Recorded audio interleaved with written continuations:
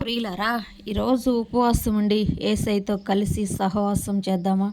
అయ్యా, నేను ఉపవాసం ఉంటున్నానని యేసయ్యతో మాట్లాడు ప్రియులరా. నా ఉపవాస ప్రార్థనలతో ప్రభా, నేను నీతో కలిసి ఉంటానయ్యా, నీతో సహవాసం చేస్తానయ్యా, నీతో సాంగత్యం చేస్తానయ్యా, ఒక్కసారి నాతో మాట్లాడు ప్రభు అని యేసయ్యని అడగండి ప్రియులరా.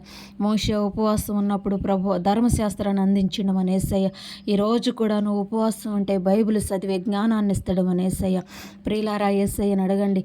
అలాగే దానియేలు ఉపవాసం ఉన్నప్పుడు రాబోయే సంగతులన్నీ తెలియజేసిండు ప్రియులారా. అలాగనే యేసయ్య, నేను కూడా ఉపవాసం ఉంటున్నా తండ్రి, నన్ను నూతనంగా దర్శించయ్యా, నాకు కావలసిన దర్శనాన్ని నాకు ఈ ప్రభా, నన్ను నూతన పరిచయ్యా, నన్ను రూపాంతరపరిచయ్యని యేసయ్యని అడుగు. నిన్ను నూతనపరచడానికి, రూపాంతరపరచడానికి, ఆయన మహిమను ధరింపజేయడానికి మన యేసయ్య శక్తిమంతుడు. అలాగే ప్రియులారా, నెహెమ్యా ఉపవాసం ఉన్నప్పుడు పడిపోయిన ప్రాకారములు సహితం కట్టడానికి ఆయనకి శక్తిని బలమునిచ్చిండు. అలాగనే ప్రియులారా, ఎక్కడైతే మీరు పడిపోయినరో అక్కడ మిమ్మల్ని లేవనెత్తడానికి మన యేసయ్య శక్తిమంతుడు.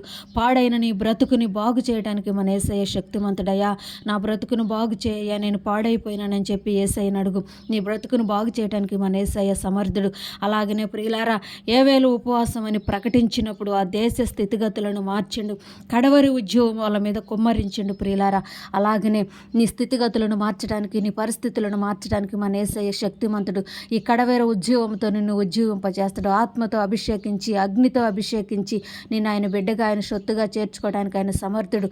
శక్తితోటి, బలముతోటి నింపుతుడు. ఈరోజు ఉపవాసం ఉండి యేసయ్యతో అడుగు, యేసయ్యతో మాట్లాడు, కావలసిన ఎన్ని పొందుకో ప్రియులారా.